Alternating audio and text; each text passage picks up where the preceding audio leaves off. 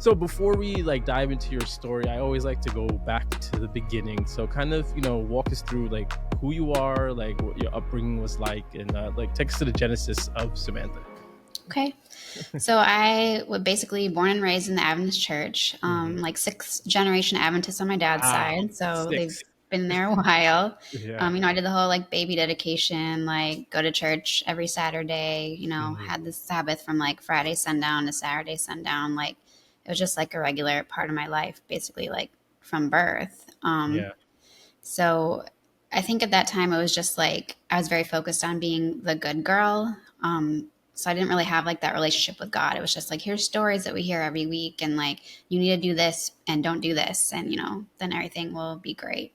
Hmm. And I think it really gave me a lot of anxiety, like especially when I was younger, like Yeah. wanting to make sure I was basically like perfect or seen as the good girl. And that stuck with me for like quite a while. Like I was really stuck in like that. I don't know, just viewing God as like this judgmental person who's always looking at what you're doing. Hmm. And there's this thing called like Kohlberg stages of like moral development, which like kind of shows us how we create our moral compasses. And stages 1 through 4 is basically like focused on like good and bad, like trying Hmm. to get rewards and not punishments. And I was really stuck there for quite a while. Like that was how I viewed the world and like God, of like things are good and things are bad, and you got to be doing the good to get what you want. And if you're the bad, then you deserve what's coming to you, basically. Wow. It's very black and white Yeah. worldview to have. So was your on your mother's side, was she also Adventist, or she converted when she met your father? She was Adventist. Her grandparent or my grandparents, her parents, began going to the Adventist church when she was a little girl. So she was then Mhm. second generation. So not as far back as like my dad's, but they are both Adventists. Okay. So growing up in an Adventist home, like as a child, to your earliest memory, like what was your view of church, and what was your view of God, and like what were your thoughts and feelings around it as growing up in that household? Um, I think it was. I remember I liked going to church. Like I had a lot of friends there. We were really involved in a lot of like the Sabbath school stuff, like adventures, pathfinders, all that kind of stuff. So it was a place I liked to go to because of that. Um, my relationship with God, I think, like I said, was just like, all right, this is someone who's like judging us. She's supposed to be good, but like he's telling us what's good and what's bad, and we just kind of have to follow that. Like I would Even definitely from a probably had, child? Like even yeah, from like your earliest childhood memory, that yes, was the view. Wow. Okay. yeah. That was really how I saw it. Like there wasn't a whole lot of like love that I felt like taught with that. Like I'm sure everybody had good intentions. I don't think they meant to, but that's just Mhm. like my takeaway from when I was younger was like there wasn't a lot of like, here's why we do this. This is like God wants you to do this and he doesn't want you to do this. And that's how you got to live Mhm. your life. Okay.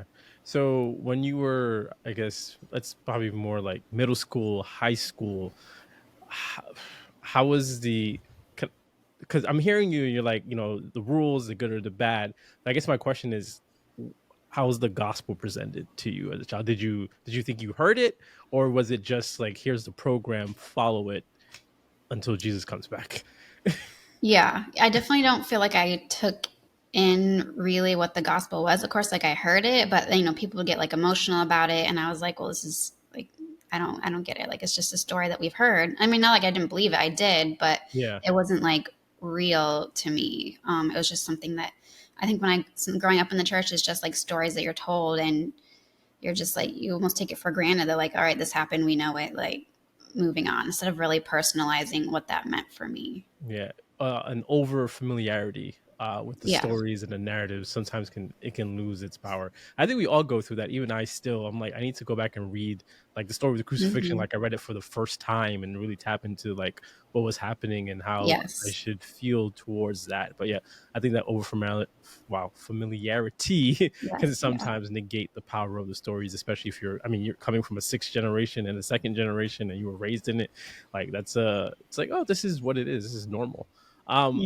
Did you have a life outside of that Adventist bubble, or was it like Adventist school from elementary, Mm. high school, college, and friends? It's a very good question. I actually went to a public school through eighth grade, Oh, so okay. that I kind of felt almost conflicted with that because a lot of my friends at my church went to the local Adventist school, so I felt kind of left out in that regards. Like I wasn't always didn't always get to do what they were doing. And then, at public school, like I didn't get to do the Friday night dances or the football games. So I wasn't like quite totally feeling like I fit in there either. So I think I was Mm, also searching for that, where do I belong? Like I like church, I like school, but I can't quite fit in with either crowd. So I felt very torn at that time. yeah.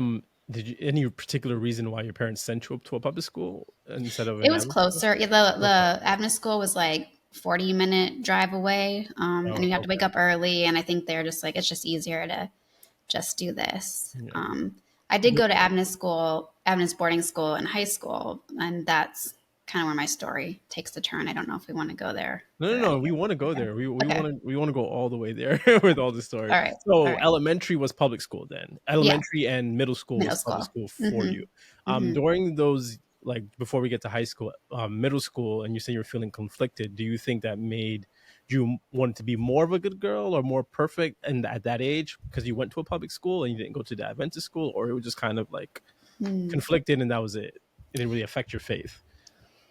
I mean, I felt that really in both places. Like, I wanted to be like the perfect A student that, like, all the teachers liked and all the kids liked. I guess it was just like almost different, like, behaviors I had to have at each. I mean, a lot of them were similar because it's not like, public schools are, well, then just weren't Yeah. super like crazy. But I think in both, I just wanted to be able to find a way to like fit in. I guess because I didn't feel like I belonged in either place. Mm, okay.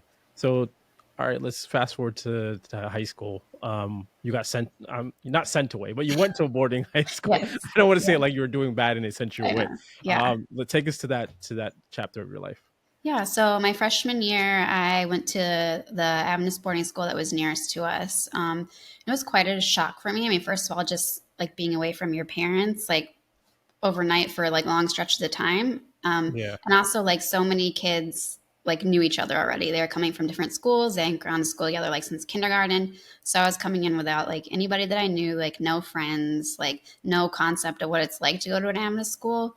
And that ended up being really, really tough for me. Like, I'm a pretty shy person, especially then, and I had a lot of anxiety. So it was difficult for me to like make friends, to feel like I really like fit in, which kind of led me on a route of like growing up. We heard the health message like so much, and that was definitely Mm, emphasized there. Plus, a lot of teenagers are like worried about how much you weigh, what you look like. And so I decided I was going to take that. This is how I was going to make friends. This is how I was going to like fit in and be the good girl. I was like, I'm going to take this health message and I'm going to be the best at it. And I'm going to, do everything they say and be the healthiest, like most beautiful, whatever person wow. there. Yeah. And I ended up taking that a little bit too extreme to where I had Mm, developed anorexia. yeah. Wow. That's So at your local church, the health message was kind of like the big thing. I feel like every Hmm. Adventist church has their thing that they Yeah, emphasize more than the other absolutely. thing. And so yours, it was the health message, um, Hmm. and that was kind of the lack of a better word, their gospel. The gospel Yeah, of health, and to bring yeah, people a little like, you bit. gotta live. Your Yeah. body's a temple, and you gotta do this and that. So, Hmm. and you, in your mind, you were like, I'm gonna be the best at this, and this is how I'm gonna make friends by telling them about how they can be healthier and live longer. Is that was the thinking? Sort of. I guess it was more like, I'm being able to like, I didn't gain the freshman 15. So many people be like, oh, how do you do that? Or want to like work out with me or like, discuss stuff like that with me. Like, I'd be able to like fit in because I would Yeah, look the part or had information that they would want or whatever it might be. yeah. So, do you? Quick question. I can't even about the access. Do you know what the Enneagram is? You ever heard of the Yes. Enneagram? Are Yes. you are you a one? I'm not. You're not I'm like really a tie between, I think it's like 2 and 6. 2 and 6. Something like Interesting. that.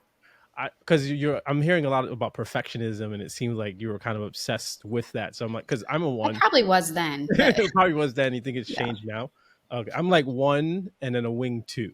So I was like, I Okay. understand the lean towards wanting to do things correct and right and perfect. So I Hmm. understand that. I can relate to that struggle. So that's why I was asking. Yeah. Okay, sorry. Back to the story. So Mhm. let's. How did that begin then? With you decided that the health message, I'm gonna be the best at it.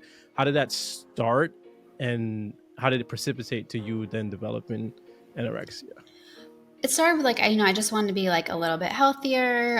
So I Mhm. was like, I'll just make, health. I won't eat as much like dessert. I'll eat more like vegetables. I'll like, try to work out once in a while. Like, And once I started to see some of that weight come off, I was like, oh, I mean, I can do this even better. If I lost 1 pound, I can lose two.